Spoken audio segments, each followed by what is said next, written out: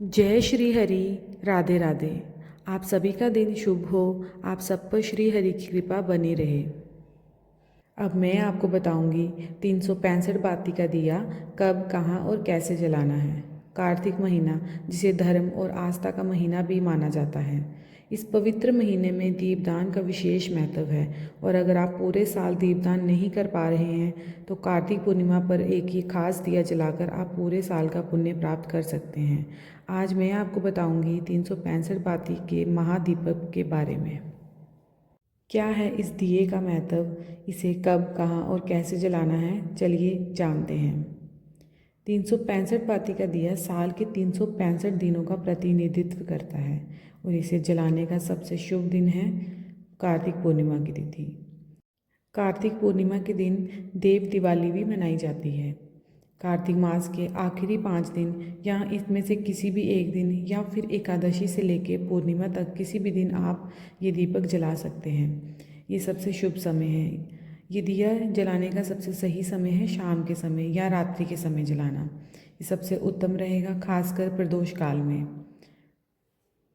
ऐसी मान्यता है कि इस दिए को जलाने से पूरे साल के दीपदान का पुण्य एक साथ मिल जाता है, पापों का नाश होता है और घर में सुख समृद्धि आती है। अब बात करते हैं कि इसको कहाँ जलाना है। इस महादीपक को आप कहीं भी पवित्र स्थानों पर जला सकते हैं जहाँ से आपको अधिकतम लाभ मिले, जैसे कि घर में तुलसी के पौधे के पास। तुलसी को भगवान विष्णु की प्रिय माना जाता है, इसीलिए ये स्थान सबसे उत्तम रहता है। घर के मंदिर में जहाँ आप नित्य पूजा करते हैं, और घर से बाहर जैसे कि पीपल के पेड़ के नीचे, केले के पेड़ के नीचे, आंवले के पेड़ के नीचे, या नदी या सरोवर के घाट पर, या किसी भी शिव या विष्णु मंदिर में। दीपक करते समय आपको एक बात का बिल्कुल ध्यान रखना है, आपका मुख उत्तरी या पूर्व दिशा की ओर होना चाहिए। ऐसा करने से आपको बेहद ही शुभ फल मिलेंगे। अब मैं आपको बताती हूँ कि ये दीपक कैसे जलाना है और कैसे आपको 365 बत्तियाँ बनानी है। सबसे पहले आप कच्चा सूत लें या कलावा ले लें। इसे अपने हाथ में लगभग 73 बार लपेटें। हाथ में लपेटे हुए धागे को बीच से काट दें। अब आप इसे खोलेंगे तो आपके पास लगभग 365 बत्तियाँ तैयार हो जाएंगी। इन सभी बत्तियों को एक साथ इकट्ठा करके एक मोटी बाती बना लें और इसे आप अब मैं बताती हूँ कि आपको दीपक कैसे तैयार करना है। आप मिट्टी का या कोई बड़ा सा दीपक ले लें या फिर एक कटा हुआ नारियल का खोल ले सकते हैं। उसमें उसके लिए आपको चाहिए देसी घी, तैयार की गई 365 बातियाँ और हल्दी, रोली या अक्षत। दीपक या नारियल के खोल में देसी घी भरें, बनी हुई 365 बत्तियाँ और इस घी में डुबोकर स्थापित कर दें।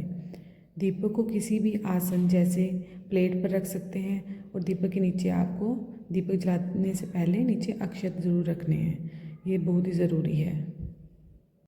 तो चलिए अब दीपदान की विधि जान लेते हैं। दीपक पर हल्दी और रोली का तिलक लगाएं। हाथ जोड़कर भगवान विष्णु, माता लक्ष्मी और तुलसी माता से प्रार्थना करें। आप ये मंत्र भी बोल सकते हैं, शुभ करोति कल्याणम आरोग्यम धन संपदा शत्रुबुद्धि विनाशाय दीप ज्योति नमोस्तुते। माचिस या किसी भी अन्य दिए की सहायता से 365 बत्तियां वाले इस महादीपक को प्रज्वलित करें। दिए को उस पवित्र स्थान पर रखें जहां आपने जलाने का निश्चय किया है, जैसे कि तुलसी, मंदिर, पीपल का पेड़, कहीं भी। अपनी मनोकामनाएं कहें। माना जाता है कि इस दीपदान से आपके जीवन में सुख, शांति, समृद्धि और वैभव आता है और पूरे साल के अंधकार का नाश होता है। यदि तुलसी के पास हो, यदि आप तुलसी के पास दिया जला रहे हैं तो दीपक जलाने के बाद 108 बार तुलसी माता की परिक्रमा ज़रूर करें।